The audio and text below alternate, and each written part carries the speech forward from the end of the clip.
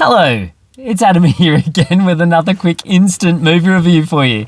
So tonight I caught Spiderman Across the Spiderverse. This is a sequel to the 2018 film of Spider-Man Into the Spiderverse, which once again has Miles Morales, who is a young guy who, we get the backstory at the start of this film again, who gets bitten by a radioactive spider. He gets his Spider-Man powers and he has to try and sort out the bad guys. He has some stuff and people die along the way, but he then works out how to become a hero and what it means to be a hero. And all of that is sort of put in again, and we're caught up with Gwen Stacy again, once again voiced by Haley Steinfeld. She's trying to wants to get back to Miles. A few things happen. Her little backstory is told, and we discover that she becomes part of this organization of spider people who help control the Spiderverse and everything that happens within it. And when Miles gets involved in that world in an interesting way, he starts to question the motives and the way things are supposed to be with the spider people, and challenges the norm, challenges the conventions, and sets about in motion lots of different things, including lots of spider people after him. So this film, as I said, once again, has Lord and Miller firmly in the corner of this film as writers and producers on this film, with 3 or 4 first-time directors in the chair. And I guess the thing about Spiderverse, Spider-Man Into the Spiderverse, was it was just such a surprise hit. I remember back in 2018 when I saw it on the side of the bus, I'm like, oh, it's a kid's animated Spider-Man movie. Why do we need that? We've got we've had the Garfield, the Andrew Garfields. We've had, we're now in the Tony, in the, what's his name? Tom Holland world of the Spider-Man. Oh, we're cool there. That's all good. That's all working in the MCU.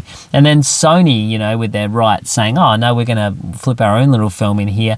I went with my daughter and I remember her saying, oh, do we have to, Dad? And I'm like, yeah. And we just both came out and went, wow, obviously phenomenal. And this film once again has the wow, phenomenal feels going on. This film looks like nothing that you'll see at all anywhere.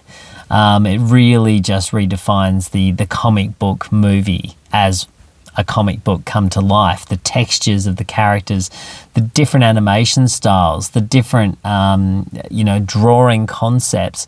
It's just amazing. The amount of animators and artists and visionaries that they must have had on. I'm not yawning because the film's boring. It's just because of sleep deprivation. But anyway, we're moving on. The amount of people that they must have had on this to pull it all together. And I went tonight with my mate and we saw this and we just went, how does this even start to get made?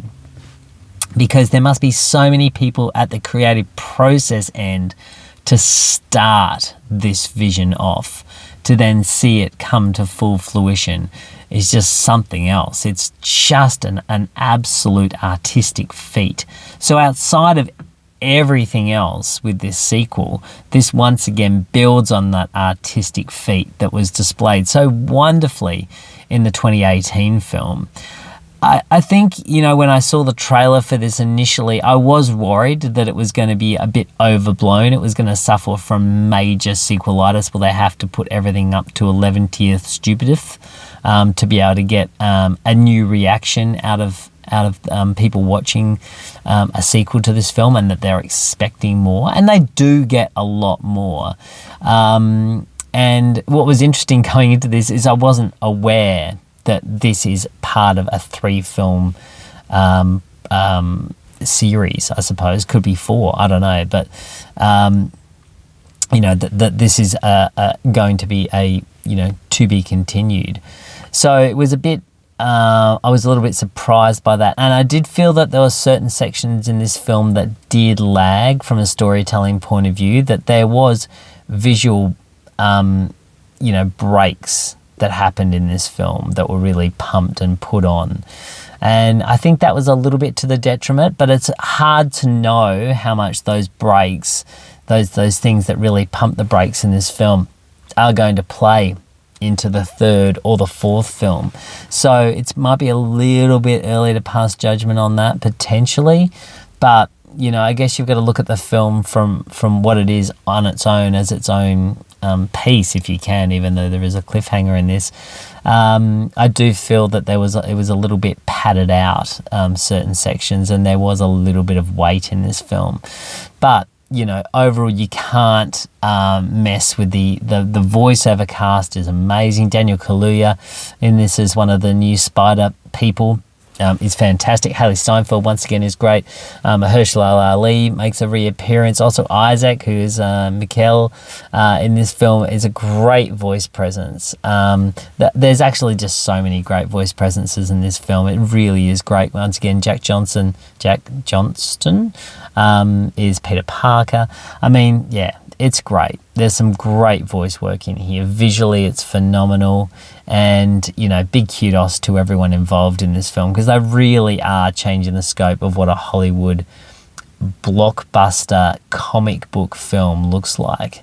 And it looks very different to what Marvel's putting out there at the moment. So well done to you all for doing that. It really is an artistic feat, and it definitely needs to be seen up on the big screen. So you gotta do it. So Spider-Man Across the Spiderverse, I would probably give 7.5 out of 10. I did have a really good time with it. I thought it was great. I felt like a little bit of the magic was gone from the first film, but maybe that's because I was expecting, you know, it's a big film to live up to. So interesting to see where the story goes from here. And yeah, go Miles. All right, I'll catch you next time. Get your web.